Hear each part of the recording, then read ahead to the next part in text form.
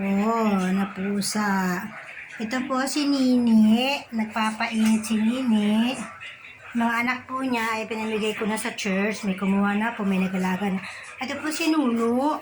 Ang pinaka-bilabid kong pusa na si Nuno. Siya po ang asawa ni Nini. Meron na din siyang anak. Yan, nakalima silang anak. Ay, 4 lang pala.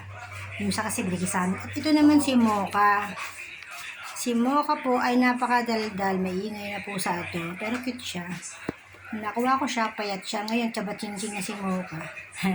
Navlog ko sila, be. Si Mocha po ay isang survivor. Siya po ay baras lady. Diyan po siya sa naglalakad sa kalsada. Nakita ko siya one time.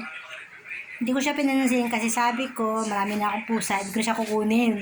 Siguro, kaya ng buhay niya. After 3 days, bumibili ako ng pandesal, nakita ko siya ulit. Ayoko na nga siyang damputin kasi sandamakmak na yung pusa ako eh. Pero nahabag ako, naawa ako. Kasi kung makakatok siya sa isang gate, hindi mo siya bumubuksan. Pangalawa, uulan na, kaya ako siya dinampot. Kahit ayoko sana, ayoko talaga na.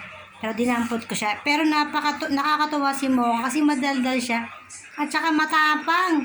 Parang, kumbaga, matindi ang tapang ng pusang to eh. Mabait siya, tsaka matalino. Parang palaban sa mundo to si Mo, kaya pinangalan ko siya ng Mocha, mukhang kang madaldal kasi. At ito naman, ay napulot ko dyan sa motor. Si Puti, kapatid niya to, 3 sila eh, pero yung isa pinamigay ko na. Si Puti ay pinakamaliit po. Ipaampun ko sana si itong magkapatid, kaya lang walang dedededong kay Nini, kaya hindi ko na pinampun. Mahina po ang katawan ni Puti. Siya po yung pinakamay ng katawan, kaya naalagaan ko siya lagi, na mahina siya kumain. Pero awa ng Panginoon, kumakain naman siya. Tsaka, kumutik siya lagi ni yung pusa dyan sa labas, oh.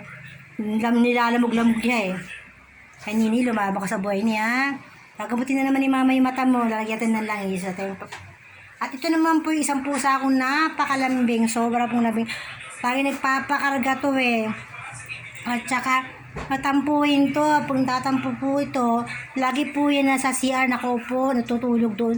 Gusto niya, lagi ko siyang kargahin. Eh, ang dami-dami ko ginagawa, gusto niya kargahin ko siya. Alam niyo, mahina po kumain tong pusa. Nahawa po siya ng ubo, ay ng sipon kay Nuno eh. Sabi ko na nga ba, mahawa to eh. Tapos, ito po si Nunoy. Nunoy pangalan niya kasi napalambing po siya sa lahat. Siya yung pinakamalambing.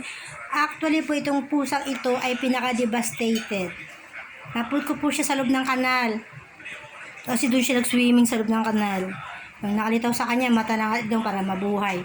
Ayaw ko sana damputin, pero naawa ko dahil pinakuha ko siya. Kinabukas ako ng ship na liguan. Ngayon, tingnan nyo, pogi naman talaga siya. Kaya lang, may sipon siya ngayon, saka mahina po siya kumain. Dahil nagtatampo siya sa CR natutulog, ikinulong ko siya lagi kagabi, naisip ko siya ikulong.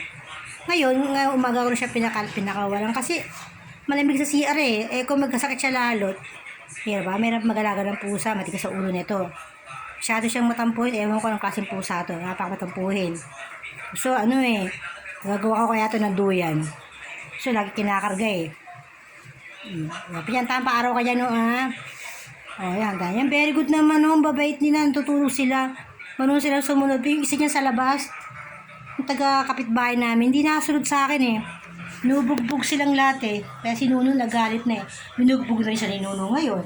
Nabatip na si Nuno. Pero si Nuno po yung pinakamabait kong pusa. Actually, matindi po yung aming pasasama ni Nuno eh. Si Nuno po, nakuha na din po ito. Isang survivor din si Nuno. Actually, naku po yan sa loob ng sardinas. Yung ko na kung anong klaseng sardinas, 5 sardines yata yun. Mga construction kasi, kumakain, hindi tinatapon na maayos yung sardinas. Pumasok si Nuno doon, parang kasi laki yan ito, maliit pa yata dito. Pumasok si Nuno doon, hindi na nakalabas si Nuno. Ngayon, tulungan nilang gupitin niya sa kalabas siya, kaya ayoko man lang kay Nuno, nung una kong nakita to, ayoko talaga dito. Inuwi sa bahay to, parang hindi ko na-take eh. Pero hindi ko naman akalam na ito pala yung makakasama ko ditong pusa na ito. Ang dami-dami kong pusa doon, magaganda. Siya ang number 1 na dala, local pa. Samantala may Persian ako doon, naiwan yung mga imported kong pusa, naiwan yung local na nadala ko. Pero itong local na to, ang pinakakatabi ko, alam niyo po ba? Masahista ko to. Gabi-gabi ako minamasahe nito. Hindi na tutulog na hindi ko katabi. Lagi yan nasa ulo ko. Tsaka, isa po yung angel na nakasama ko sa buhay ko na nagpapasaya sa akin.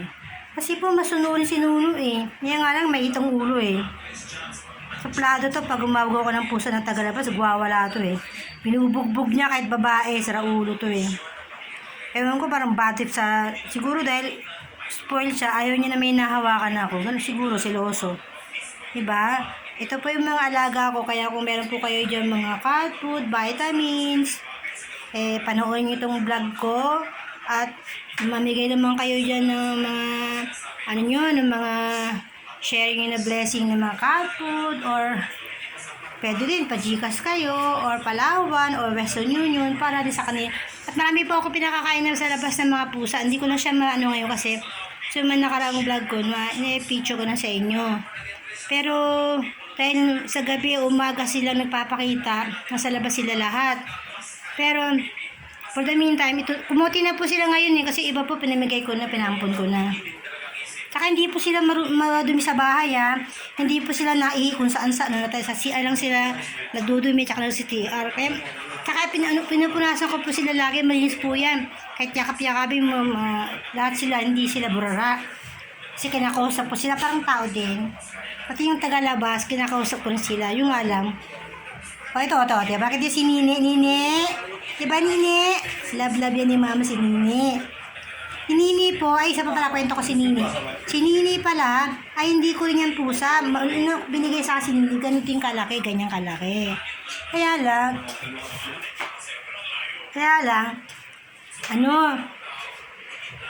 sabi nung nagbigay sa akin kay Nini, di ka ba naawa? Kasi ayoko manang kunin dahil marami nila akong pusa. Kinuha ko pa rin si Nini. Alam niyo, hindi ganun kadali ang lumambot ang puso eh. Durog ka talaga pag may nakitang inaalok sa'yo. Kahit sa gusto mo, kukunin mo eh. Hindi mo na alam kung paano sila pakakainin, pero I know God can provide. Alam ko naman ang Diyos ay lagi nakatingin sa maawaing tao or dagang nangangailangan ng tulong. Kaya kayo dyan, kung meron kayong heart na mag-giving sa mga hayop, actually, ang kailangan ko po dito ay isa-isahin ko. Number 1, cat food, vitamins ng cat food, at dog food. Kailangan ko rin po ng maraming dog food kasi marami pong mga aso sa labas na gusto kong pakainin. Wala lang ako may pakain sa kanila kasi ang cat food lang ang kaya ko eh. Pero kung may dog food po kayo dyan, para sa mga aso, ang dami pong mga aso dito na gusto kong pakainin. Kung marami lang akong pera, pinakain ko na lahat ng hayop dito. Kaya lang, wala akong pera eh. Hanggang cat food lang ang kaya ko. Kaya kayo dyan, sinong may awa ang puso, share naman kayo. At huwag kayong mag-alala. God can provide. Ito nga pala ang aming bahay. Simple lang, pero rock. Bahay po ito ng pamilya Peralta, kapatid ko. Sila Gasi at saka sila Gigi. Ito, tignan nyo naman po, wala silang pagkain, no? Empty na po ang kanilang lagyan.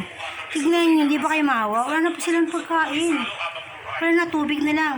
Hindi, kasya-kasya ko na lang. Ito po yung mga tulugan nila. Yan, dyan sila natulog. Yan. Kaya may mga basahan po. Yan, tulugan po nila yan. Kaya po dyan, nagagawa ko na ng paraan para hindi sila mahirapan. Hindi ko malamig. Kasi malamig po, tagulan ng isa, tagulan, tagi. Ito po yung aming kapaligiran. Wala kami nilagyan kasi wala kami nilagyan ng plato. Kaya kung meron kayo nilagyan ng plato, tingin naman. Minsan dito sila, dyan sila, minsan. Dami pong tulo eh. Kaya maraming mga nakasahod dyan. Dami pong tulo dito pag umuulan yan. Nakita niyo yung mga tulo na yan. Tulo po yan. Hanggang dyan. Ito, minsan po pag may mga pagkain ng pangkanin, mga kanin-kanin, mga sabaw-saw, dyan ko sila pinapakain kasi para may pang alternate sila ng pagkain.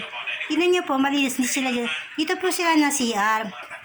Dito po sila na CR. Yan, dyan sila. Ay, hindi po dyan. Dito pala, dito. Ito pong CR na yun. Nakikita nyo po yung dustpan. Dyan sila natae, naihi. Talaga naman organize po. Kaya meron po akong sabon dito. Ayan, may sabon po ako dito. Yan, mga sabon ko yan. Pambuhos-buhos ko sa kanong dumi.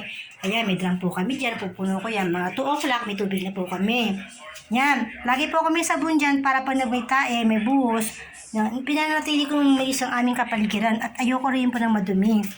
Kahit po stroke ako, actually stroke po ako eh. Ayan yung mga pamulos ko sa mukha nila, ayan, basa sa sahig. Kami akong basahan na nilalaban araw-araw para lagi malinis. Tsaka ano yung stroke po ako. Wala po akong asawa.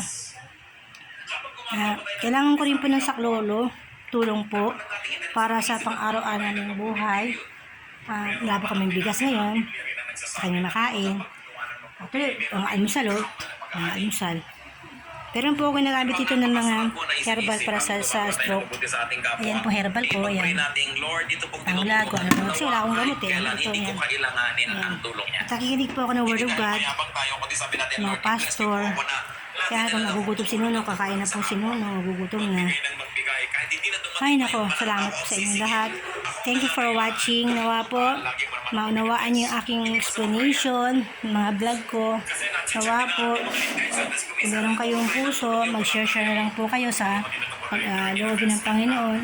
Tsaka Panginoon, kailangan ko rin po ng tatapatin ko na kayo, kailangan ko rin po ng tulong para sa aming pang-araw-araw buhay. Kung meron kayong bigas dyan, o kape, o ano, yun lang, kailangan namin pagkain lang. Pera na lang padala nyo, mas okay, dito na kami mamili. Kasi talagang wala pa akong maasahan eh. Kung I'm begging, I'm truly begging heartedly for those who watching this video. Please help us here. Cat food, stray cat, dog food, stray dog. Yung mga sa labas po, mga pusa, aso. At kami na rin po. Kasi wala po, actually, I have no husband, I have no kids. Only my sister will care me, but she's very busy and she's also poor. Mahirap lang po kami.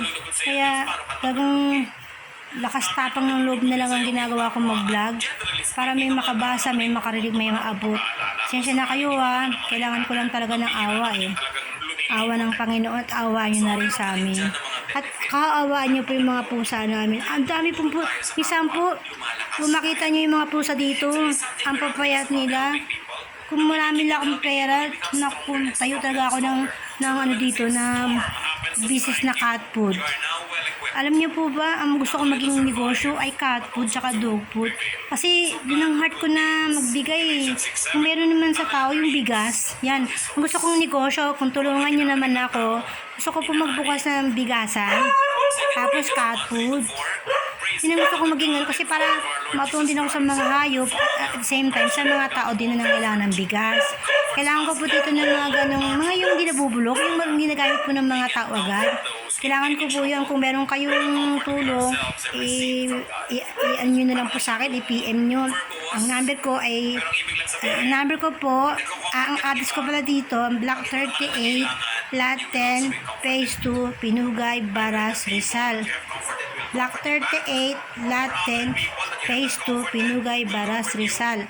Ang name ko po, Meleka Guni Perez. Meleka Guni Perez. At ang aking number po, phone number po pabait nyo na i-Gcash na rin. Phone number, Gcash, o Western Union, o Palawan. Bala po kayo kung paano nyo ako tutulungan. Ang number ko po, ang phone number ko, 0928-007-1365. 0928-007-1365. Yan na rin po yung Gcash ko. Pero kung gusto nyo pong mabilisan, pwede rin yung po sa Western Union o kaya Palawan. Bahala na po kayo kung paano nyo ako i-bless. Ang sasabi ko lang po sa inyo, kasama po kayo sa prayer ko, na i-multiply ng Panginoon ang mga kailangan nyo at mga kailangan nyo i-masolve na rin. What you sow, you will reap. Kaya kung magtatanim kayo ng grasya sa amin, ang kapalit po niyan ay grasya ng Diyos na balik sa inyo. Kaya to God all the glory by the blood of Jesus. God bless you all. Thank you po. Salamat po.